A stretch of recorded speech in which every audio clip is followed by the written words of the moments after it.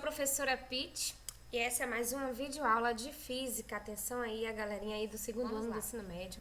A aula de hoje é sobre calorimetria.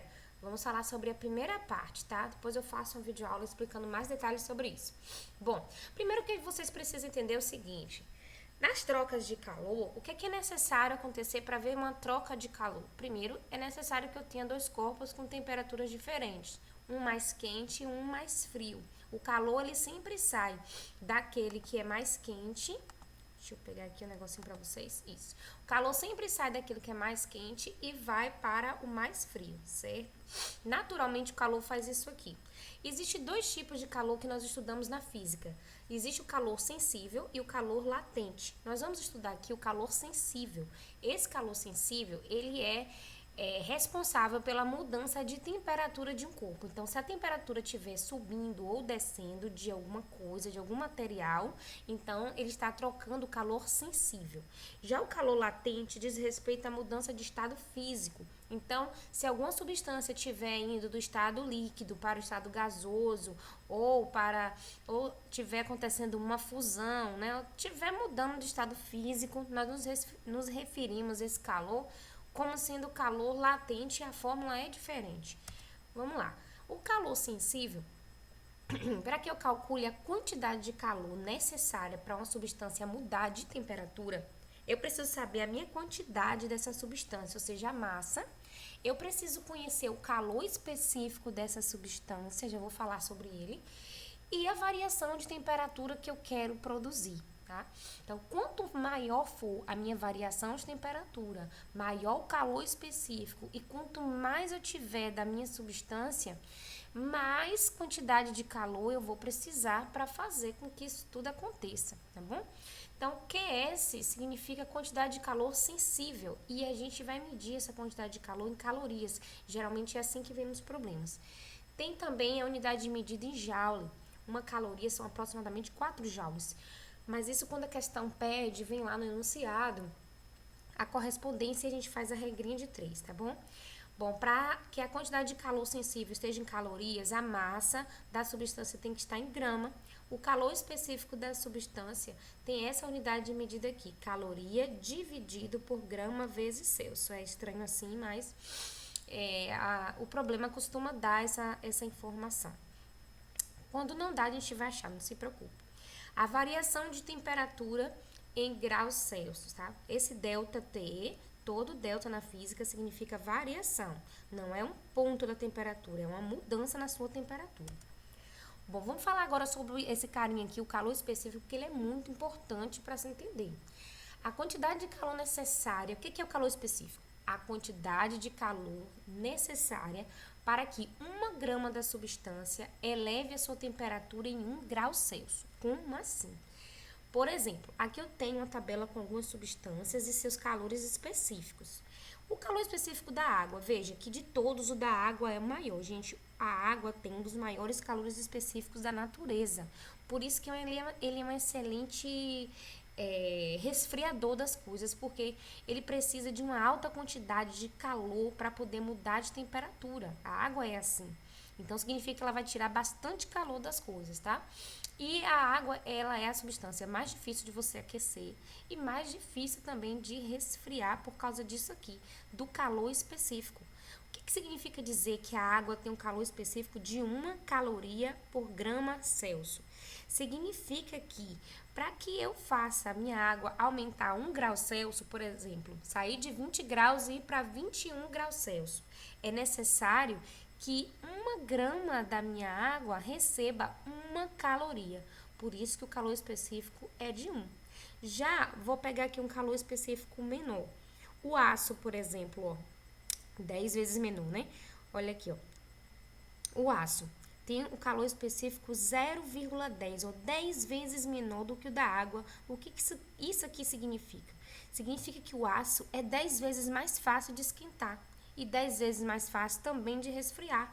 Por quê? Para que 1 grama de aço mude 1 grau a sua temperatura, ele só precisa receber 0,1 ou 0,10 calorias, enquanto a água precisaria receber 1 caloria para isso acontecer, ok? Espero que tenha entendido. Bom, isso implica em alguns fenômenos que acontecem na natureza. Um deles é o fenômeno da brisa marítima e a brisa terrestre. A brisa marítima que recebemos durante o dia acontece por causa da forma de transmissão de calor e também do calor específico da água e da areia, que são diferentes. O calor específico da água é maior do que o calor específico da areia. Isso significa que a água, ela demora muito mais para aquecer. Durante o dia, a terra está sendo aquecida pelo sol, a areia esquenta muito mais rápido, o ar que fica em cima da areia, por ser quente, mais leve, ele sobe, e o ar que está aqui em cima do mar, por ser mais frio, ele ocupa essa região aqui de baixo e nós recebemos, então, aquele ventinho gostoso durante o dia, chamado de brisa marítima. À noite, o contrário. Assim como a água demorou muito para se resfriar, para aquecer, perdão, durante a noite ela está mais quentinha, ela já conseguiu absorver calor do sol. E ela vai demorar muito para resfriar. Já a areia não, ela resfria mais rápido. Então, o ar próximo da areia agora que está frio e o ar próximo do mar agora que está quente. Então, o ar quente sobe porque ele é mais leve e o ar frio vem e ocupa a parte de baixo. Então, quem está no mar, na água, na embarcação, recebe a brisa terrestre. Outra coisa importante para se entender nesse assunto é a capacidade térmica. O que é a capacidade térmica, gente? É a medida da capacidade de um material de ceder, ou seja, doar ou receber calor. Tem materiais que têm capacidade diferente um do outro. E o que determina isso? É a temperatura que eu quero produzir neles? Não. Às vezes eles estão ali na mesma temperatura, mas têm capacidades térmicas diferentes. Por quê? A capacidade térmica só depende da massa e do calor específico. Então, esse Czão aqui, que é a capacidade térmica, é massa vezes o calor específico, tá?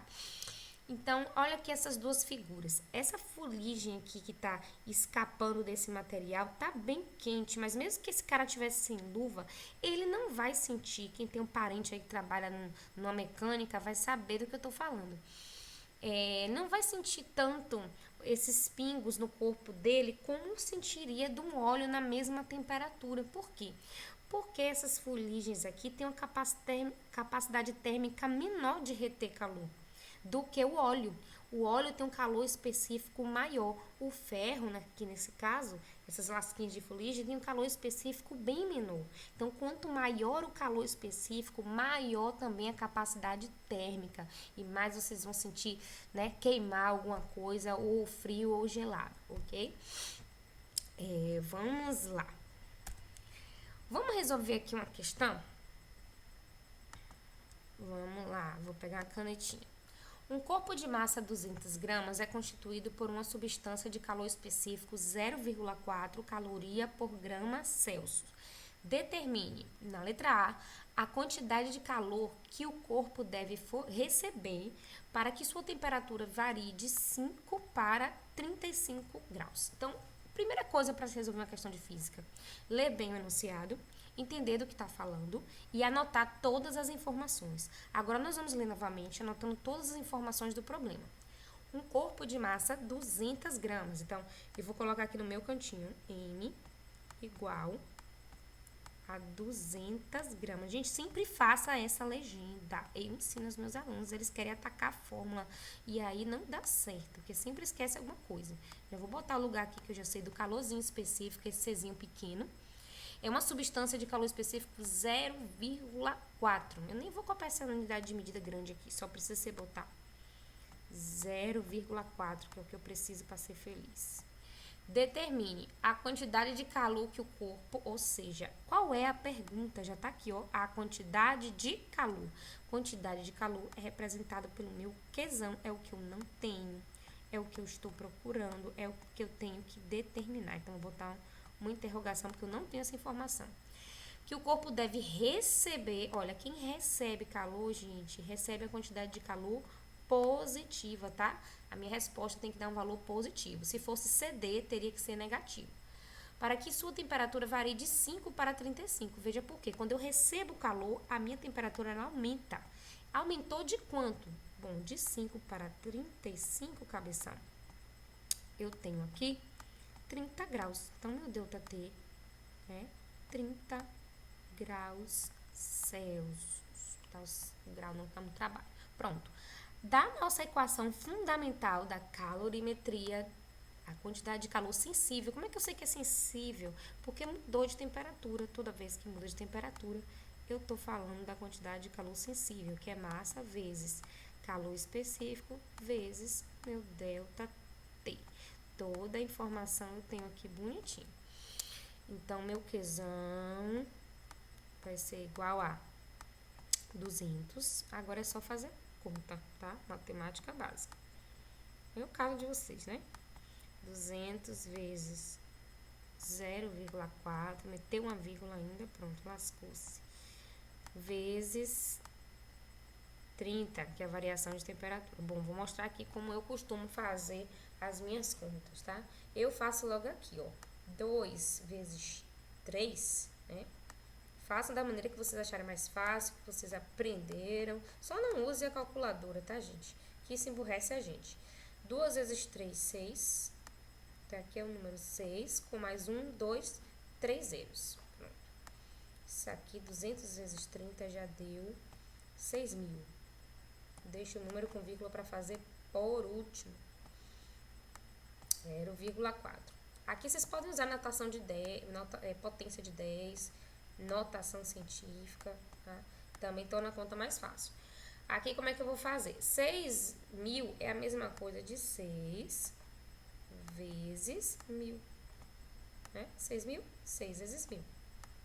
Tô só escrevendo o número com a cara diferente para vocês entenderem como eu penso. Isso aqui eu já daria a resposta direta, mas tô fazendo aqui para vocês. Então, 6 vezes 1.000 é 6.000. Na minha cabeça eu já separo os números assim. Aí eu faço assim, ó. 6 vezes 0,4 é mais fácil, porque 6 vezes 4 é 24. Como tem que ter um número depois da vírgula, né? 6 vezes 0,4 fica 2,4 vezes 1.000. Pronto. 2,4 vezes 1.000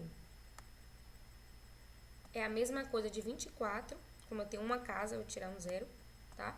É 24 vezes 100. E 24 vezes 100 é a mesma coisa de 24 com mais 2 zeros no final.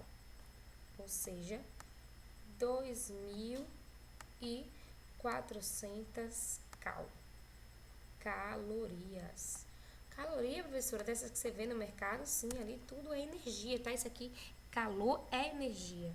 Então, ali na barrinha de cereal tá ali a energia, né? Que tá fornecendo para o seu corpo. Então, vamos lá. Que quantidade de calor deve ceder? Olha, repare que agora é ceder. Antes, nosso resultado ficou positivo. Agora, nosso resultado tem que ser negativo, porque vai estar cedendo. Para que sua temperatura diminua de 15 graus. Vou usar aqui as mesmas informações. Só que aqui eu vou botar quantidade de calor é igual a massa, 200 gramas, eu já tenho do enunciado. Que macete, né? Formulinha. Massa vezes o calor específico é o mesmo. 0,4. Só que agora, vezes 15. Ok? Utilizando aqui o mesmo raciocínio. 2 vezes 15, vou botar aqui, 2 vezes 15 dá 30. 30 com mais 2 zeros. Então, 200 vezes 15 é o mesmo que 3.000. Essa é 3.000 vezes 0,4, ok? A minha quantidade de calor é igual a... Bom, aqui é só multiplicar, né? 3.000 vezes 0,4. Tira um zero do final, é a mesma coisa que está multiplicando por 4. 4 vezes 300. 4 vezes 3, 12. Com mais 2 zeros. 1.200. Meu Deus, ficou feio demais, né, gente? 1.200 calorias. Olha, mas negativo, porque, não esqueça, essa temperatura aqui, essa variação de temperatura negativa, porque diminuiu 15 graus. Então, perdeu ou cedeu calor. Então, a resposta correta é menos 1.200 calorias, tá? E aqui a pergunta, qual é a capacidade térmica do corpo? Capacidade térmica só depende da massa e do calor específico. Então, é massa vezes calor específico. Eu tenho aqui 200 gramas dessa substância e o calor específico dela é de 0,4. Simples assim. 2 vezes 0,4 dá quanto? 0,8. Vou botar aqui, ó, 0,8 vezes 100, né? Porque esse 200 aí é a mesma coisa de 2 vezes 100, tá? Então, essa conta é igual a essa. Então, tirando um zero aqui, porque tem uma casa, é a mesma coisa de 8 vezes 10. Então, façam aí da maneira que vocês acharem mais fácil. Eu faço assim. Isso aqui é igual a 80, o quê? Qual a unidade de medida de capacidade térmica? 80 calorias por grau Celsius. Ou seja, para cada grau Celsius que eu preciso aumentar aqui a temperatura desse corpo, ele tem que receber 80 calorias para 200 gramas, certo? Essa foi a resposta. Vamos agora resolver uma questãozinha que caiu no Enem. Em um experimento foram utilizadas 2 garrafas PET, uma pintada de branco e outra de preto, acopladas cada uma a um termômetro. No ponto médio da distância, ou seja, na metade da distância entre as garrafas, foi mantida acesa durante alguns minutos uma lâmpada incandescente. A gente sabe que a lâmpada incandescente fornece bastante calor. Em seguida, a lâmpada foi desligada. Durante o experimento, foram monitoradas as temperaturas das garrafas, enquanto a lâmpada permaneceu acesa e, após a lâmpada ser desligada e atingirem o equilíbrio térmico com o ambiente, ou seja, atingir a mesma temperatura do ambiente. Aqui está a imagem do problema, a lâmpada, né? Na metade do caminho, a garrafa preta e a garrafa branca do jeitinho que o experimento falou. Então, foi medida aqui na letra A, enquanto a lâmpada permaneceu acesa, né? Foi monitorada as temperaturas. E depois, quando a lâmpada estava apagada. A taxa de variação da temperatura da garrafa preta, ou seja, o ΔT mais ou menos, né? Em comparação à da garrafa branca, durante todo o experimento, foi de quanto? Então, igual no aquecimento, igual no resfriamento. Maior no aquecimento e igual no resfriamento. Menor no aquecimento, igual no resfriamento. Maior no aquecimento e menor no resfriamento. Maior no aquecimento e maior no resfriamento. E aí, gente, qual dessas alternativas aqui, né? Na verdade, a resposta correta aqui é a letra E, tá? Letra E, por quê? A taxa de variação é uma variação de temperatura. Elas vão atingir um equilíbrio térmico, ou seja, vai variar igualmente, certo?